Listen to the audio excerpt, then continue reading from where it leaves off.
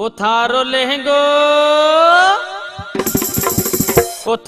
লেহেঙ্গো রানী গোলমল ঘুমি ঘুমি যায়, ও থারো লেহেঙ্গো রানী গোলমল ঘুমি ঘুমি যায়।